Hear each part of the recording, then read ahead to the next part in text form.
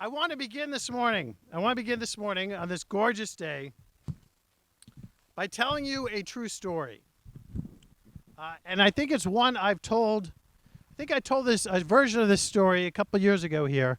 It bears repeating, especially since I know there's a couple. I have a couple of parishioners here from Salem, folks from Salem Church, who know the person I am talking about. It deals with, as I said, a member of my previous church, and I feel certain that he would not mind me sharing it with you here today. Well, as many of you know, I got my start here in Weston as an intern. My first full-time gig as a UU minister was at the Unitarian Universalist Church, the older Unitarian Church in Salem, Massachusetts, which, believe it or not, is even older than First Parish in Weston. Hard to believe. I began my ministry there in the fall of 1998 in what seems like a different era now. The church was a lot smaller back then, but it had some fantastic people who were members, longtime members. And the first year I was in Salem, I was invited to go to lunch with one of the older members and deacons of the congregation. That's right, that church has deacons to this day. This fellow was a lifelong member of First Church in Salem. He was born and baptized as a Unitarian. And after church one Sunday, he invited me to come to his home for lunch so that he could tell me more about the history of the church, both recent and way in the past. And I arrived at this man's home just before noon, and I ding-dong, rang the bell, and there was this large old Victorian house with an ocean view. And I remember it being a cold, crispy, sunny day, and the older man, Jack, greeted me wearing his standard issue Harris tweed sport jacket and bow tie. He wouldn't fit in here at all at First Parish Church. And he invited me to his apartment on the first floor. He actually owned the old house, but he had turned the first floor into an apartment for himself in his retirement, and asked if I would like to see some of his art collection. And I gladly nodded my head and proceeded to get this very involved tour of a small but lovely collection of Asian art and porcelain and New England antiques and paintings. He had a lot of treasures packed into this place. And some pieces he had inherited and others he had acquired over the decades. He then suggested that we sit down at his kitchen table for a few minutes. It was one of those 1950s vintage tables with chrome legs and a formica top. Do you remember the type? It's now, those apparently are now highly sought after. Who knew? Much of the table was covered with neatly organized piles of magazines and bills and such, the way that people who are older and retired tend to do. I'm starting to do it. I guess that scares me. But it was piled with these it had these neat stacks of bills. And we sat there and we had a cup of tea and we chatted about local history and various paintings and portraits on the walls. And at one point, as we were sitting at this table, he nonchalantly said that he had cut out an article from the paper that he wanted to show me. He then nodded to a clipping that was in two pieces and neatly paper clipped together on one side of the table. I had not really even paid attention to it. And he handed me the clipping and then asked almost nonchalantly, "So, what do you think?" And I looked down and saw a headline that actually quite surprised me. It read something to the effect of, "Pat Robertson blames hurricane on homosexuals." That's right. Some of you might remember Pat Robertson, the well-known and controversial televangelist. He even ran for president once. I think that was in 1988. At one point in the late 90s, he publicly declared that certain natural disasters were the result of God's wrath on this country for tolerating lifestyles that were an abomination in the eyes of God. Robertson actually made this sort of argument many times over the years. For example, I distinctly remember in 2010, after the horrible earthquake in Haiti. There was this awful earthquake in Haiti with thousands of people who had died. Pat Robertson went on his national television show and suggested that the earthquake was God's punishment for the widespread practice of voodoo by many of Haiti's people. Robertson had never been to Haiti. I'm not sure he even knew what voodoo was. Regardless, I actually was familiar with Robertson and his ilk. I had studied the history of urban revivalism and how it had transformed into televangelism with the development of radio and TV in the mid-20th century. And I was familiar with Robertson's long-running show, The 700 Club, since I grew up in Greenville, South Carolina, and I had babysitters who watched that show. And I think it explains part of the reason that I decided to become a Unitarian later on in life. So I started to read this clipping that Jack had left for me on his kitchen table as he looked on. And as I scanned the article, I realized what was happening. This was a test. That's right, it was a test. I was sitting in the home of a lifelong Unitarian gentleman. He was born and raised in eastern Massachusetts. He was descended from ship captains on one side and academics on the other. He had never married. He collected Asian art and antiques and china, and he loved show tunes. He also had a penchant for snazzy bow ties. So after reading several paragraphs of the article and getting the gist of it, I looked up and I said, Jack, I hope you don't mind me saying this, but I find the opinion expressed here to be mean-spirited and offensive. I think this guy is dead wrong. The God he believes in is not the same one that I believe in, and I think this sort of interpretation of religion is dangerous and false.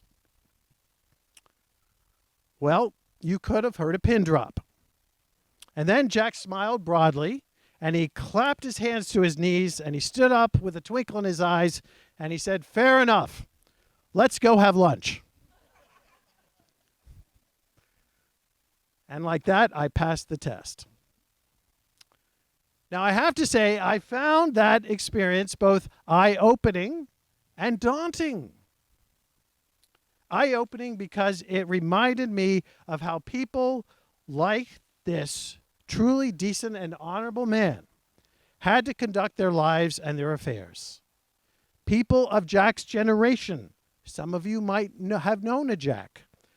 People of Jack's generation who were gay or lesbian had to be very careful and guarded about who they opened up to and how.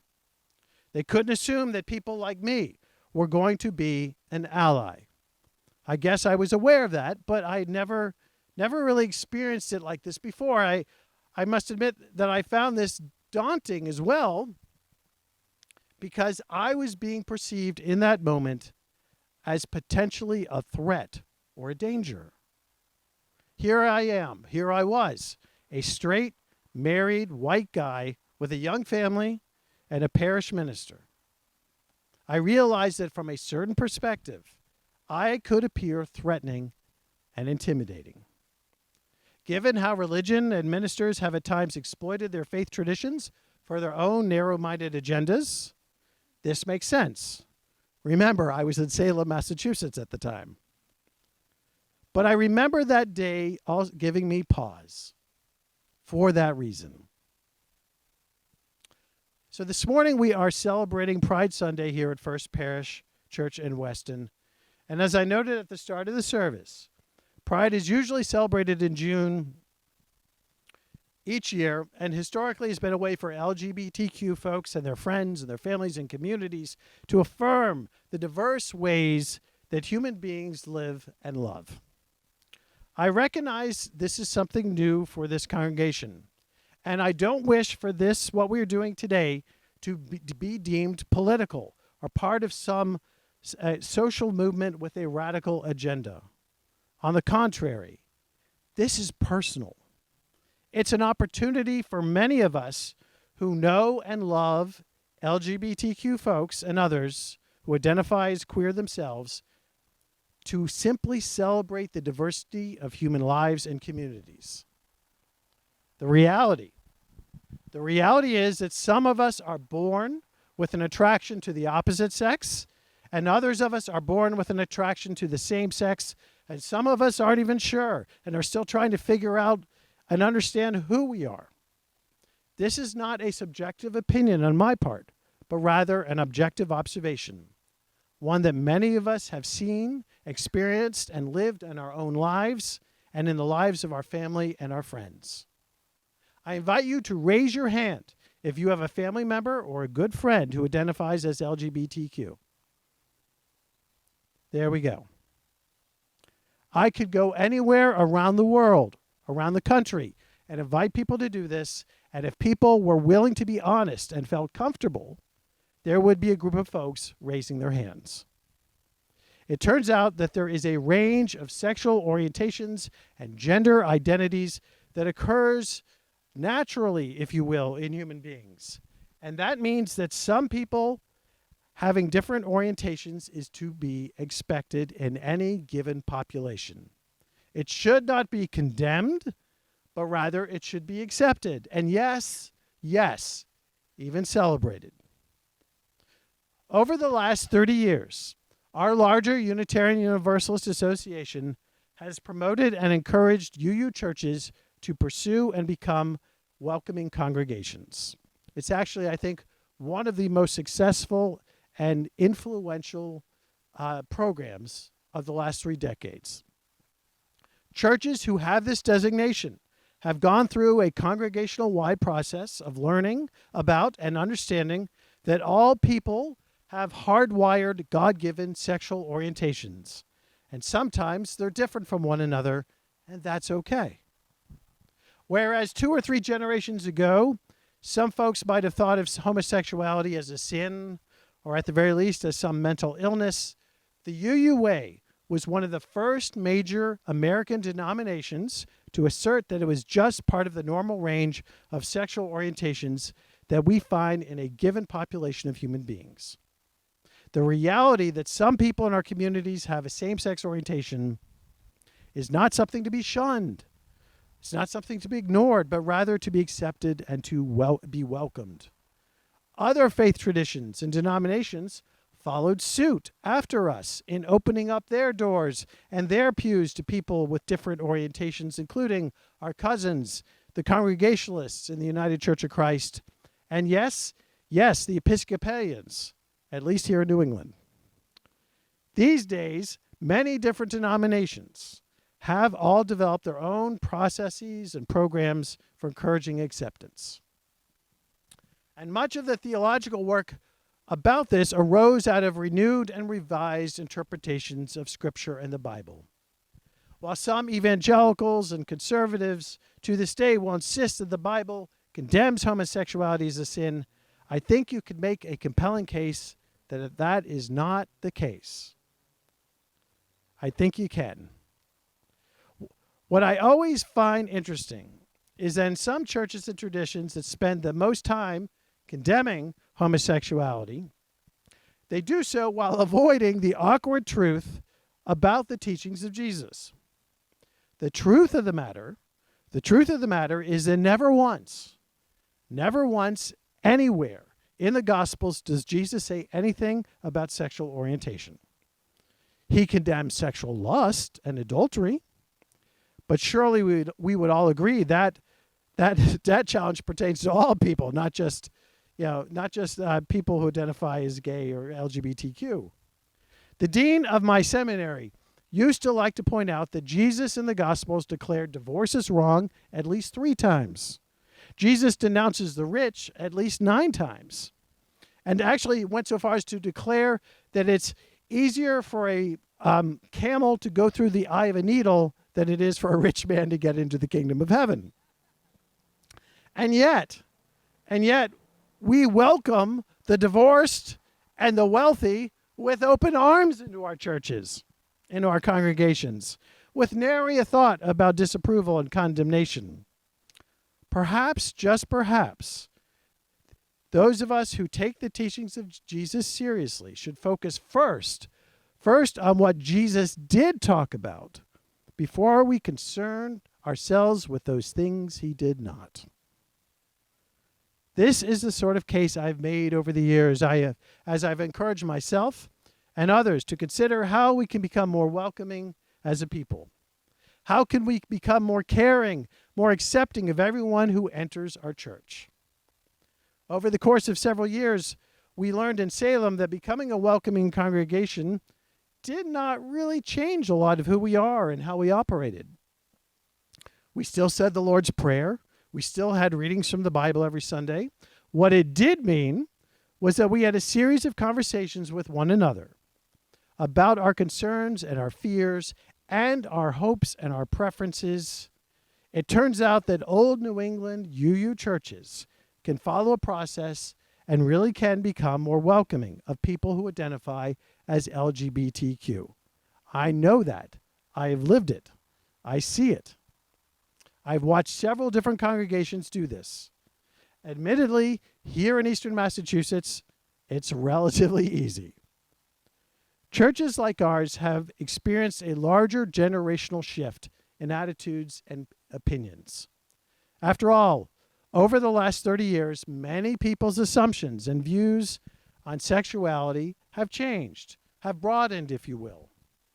We are a part of a larger religious tradition that celebrates love and encourages all people, if they so choose, to be in a committed relationship, to do so, one that is healthy, one that is caring. We are part of a larger tradition that believes it doesn't matter who you love as much as it matters how you love and how your relationship impacts and transforms your life.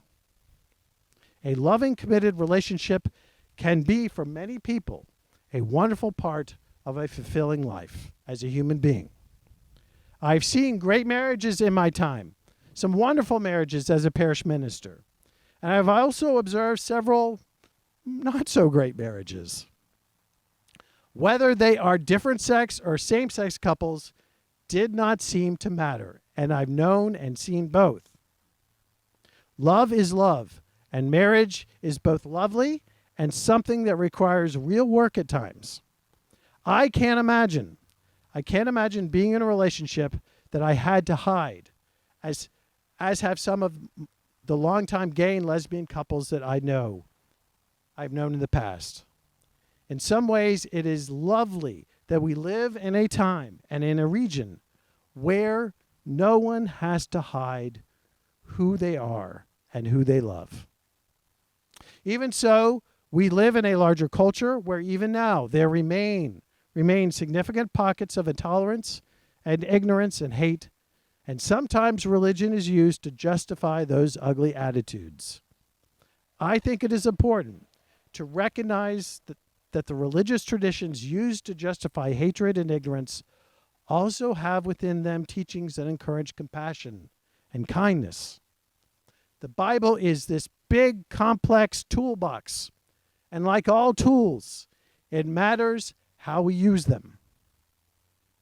That's why I like that reading from the first letter of John that we heard this morning. Those who say, "I love God," and hate their brothers and sisters are liars. For those who do not love a brother or sister whom they have seen cannot love God whom they have not seen. The commandment we have from him is this: those who love God must love their brothers and sisters also. The writer of this ancient letter is addressing questions of a small church somewhere near Ephesus along the coast of Asia Minor in modern-day Turkey. The community was grappling with the age-old question in religion: what matters more, what we believe or how we behave? Well, here on this Sunday, when we celebrate Pride, I would suggest one way to answer that question is to hold up and celebrate how we love. All of us are, if we're honest with ourselves, are flawed but lovely and sometimes silly creatures, especially when considered objectively from afar. Churches like ours have the opportunity to hold up this verity, not in a way that is judgmental, but in a way that says it's okay. It's okay. We're all here. No one is perfect. We're all trying to figure this out. We are all insecure. We are all in need of love and care and mercy and understanding. Don't be afraid of who you are down deep, because it's all good. Part of life is discovering who you are and accepting that you are a fellow child of God, just like all the rest of us. So here's to Pride Sunday and celebrating the many ways that people are drawn to one another and to the divine. Here's to being part of a church that welcomes people and encourages them to be in loving, healthy relationships if they so choose. And here's to people like my friend Jack, who found a spiritual home and acceptance in a congregation very much like this one. I was delighted and honored, actually, to be with Jack as he watched our congregation in Salem slowly change, so that during fellowship hour, Jack wasn't the only one in a bow tie talking about show tunes. And I was pleased to be able to be with Jack, actually, as he died, knowing that he was loved and he was accepted by his community. One of the greatest gifts we can give one another in a church like ours is acceptance, understanding, compassion, and goodwill. That's what this day is really all about. Amen, and happy Pride.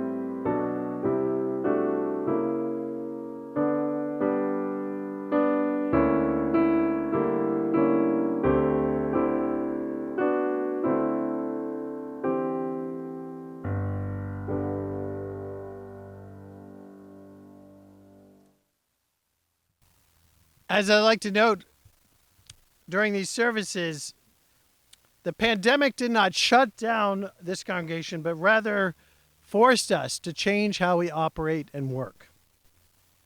We had to innovate and consider new ways to reach out and make a difference. As we listen to our offertory anthem today, we invite you to consider a gift of support to First Parish Church in Weston.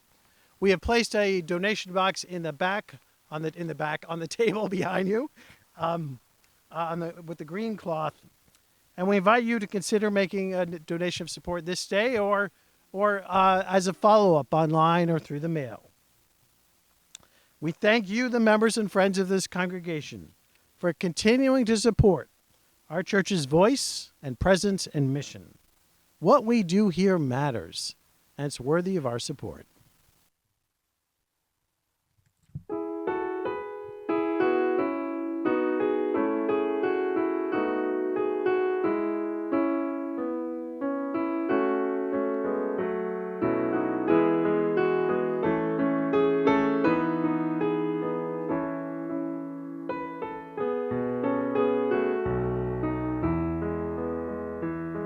We've cleared off the table, left over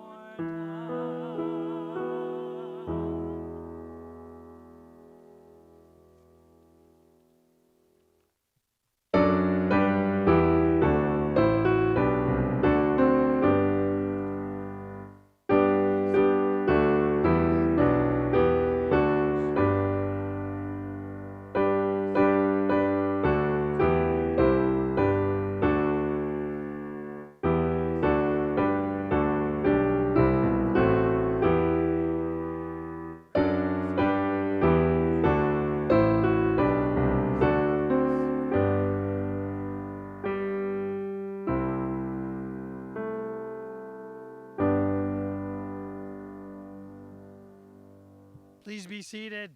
Thank you for joining us this morning.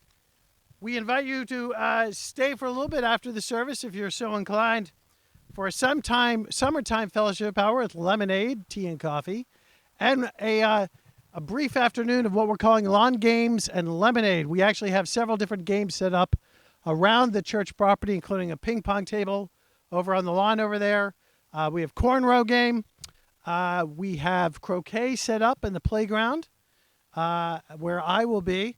And let me just remind you that croquet looks civilized, but it is a subtle and vicious contact sport.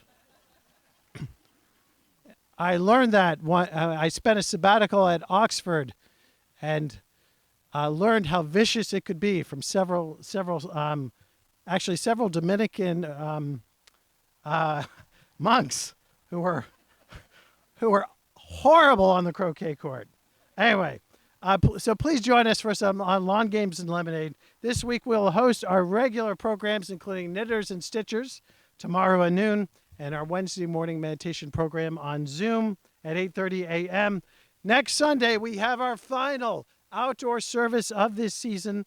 We will be hosting an outdoor flower communion.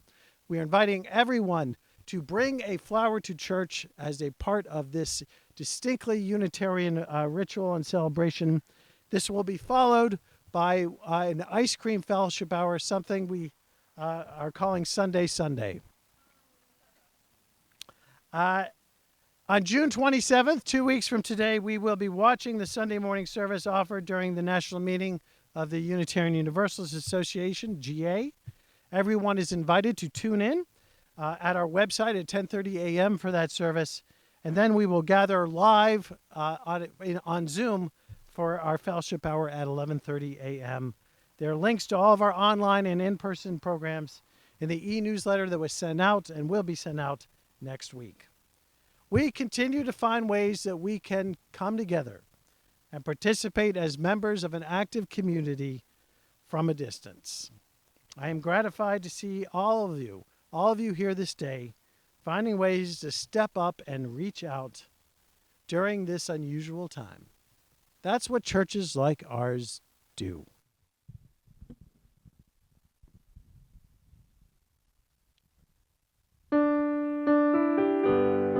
May the Lord, please rise up as you will and join with me in singing our final hymn, Love Will Guide Us. Thank you.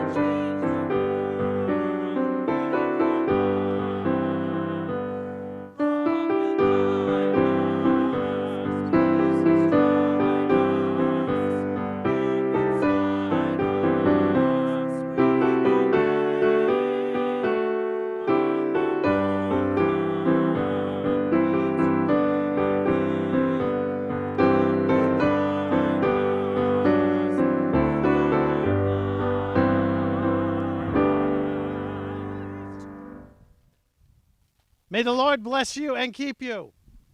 May the Lord keep all those whom you love, whether here or in some other place.